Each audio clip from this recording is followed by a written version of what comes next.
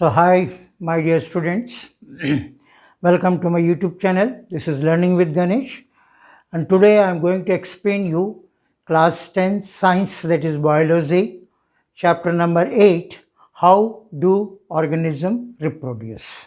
How do organism reproduce? You know, chapter is how do organism reproduce. You know, for earlier to this, I have explained you the life process. What a life process?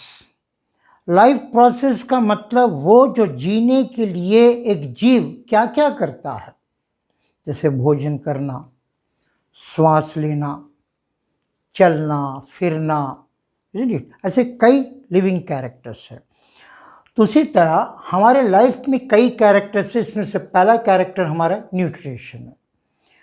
Nutrition means आहार, खाना खाना, क्योंकि ये एक ऐसा part है nutrition, अगर वो नहीं खाएगा तो जिंदा नहीं रहेगा।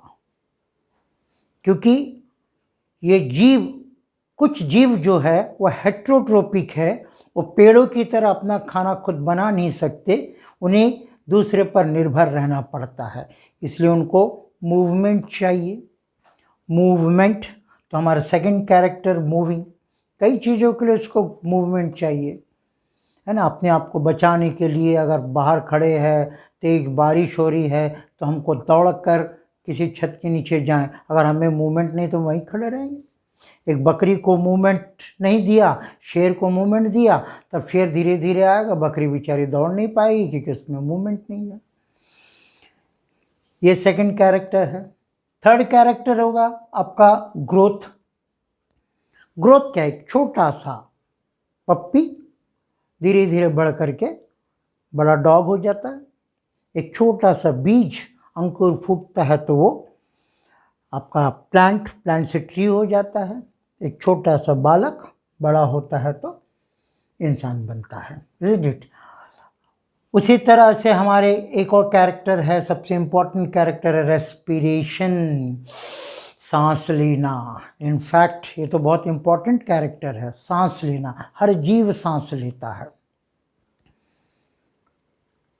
अगर सांस नहीं लेगा तो उसका लाइफ प्रोसेस वहीं ख़त्म हो जाएगी। तो रेस्पिरेशन भी हमारा एक इम्पॉर्टेंट प्रोसेस है। Excretion, what is excretion? Excretion का मतलब होता है कि हमारे शरीर के अंदर की गंदगियों को बाहर निकालना, जो हम टॉयलेट के रूप में बाहर निकाल देते हैं, क्योंकि हमारे भीतर कुछ गंदगियाँ, कुछ खाते हैं अनपचा चीज़ रह जाता है, उसमें से कुछ वेस्ट रह जाता है, उससे हमारे शरीर को कोई फ़ायदा होना नहीं है, बल्कि अगर रहेगा तो जहर बन जाता है, इसलिए उसे हमें बाहर फेंकना पड़ता है। तो जो हम लोग टॉयलेट वगैरह जो करते हैं, ये एक प्रकार से हमारे भीतर का वेस्ट प्रोडक्ट है which we are throwing out. तो इस प्रोसेस को कहते हैं एक्सक्रिएशन।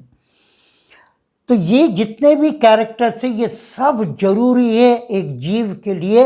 इसमें से एक भी अगर एब्सेंट रहा तो जीव खत्म हो जाएगा। अब एक इम्पॉर्टेंट कैरेक्टर इसमें एक और है, reproduction. What is reproduction?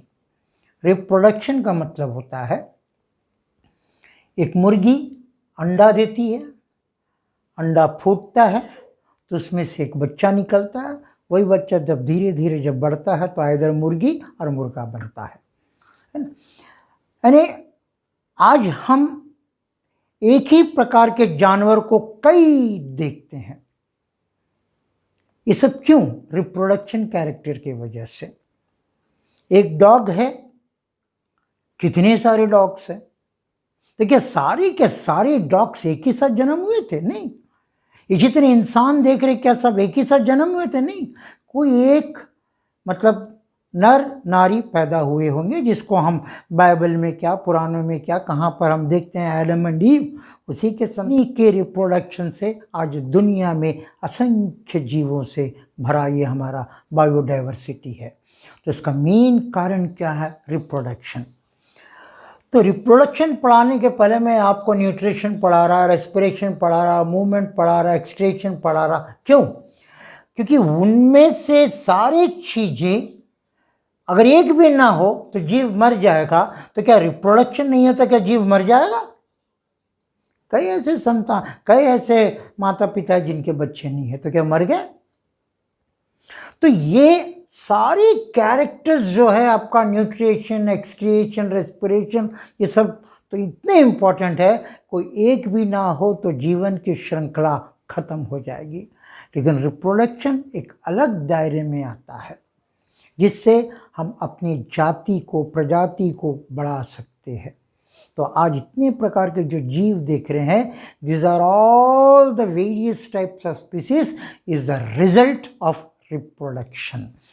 So this is what I just want to explain you the importance of reproduction.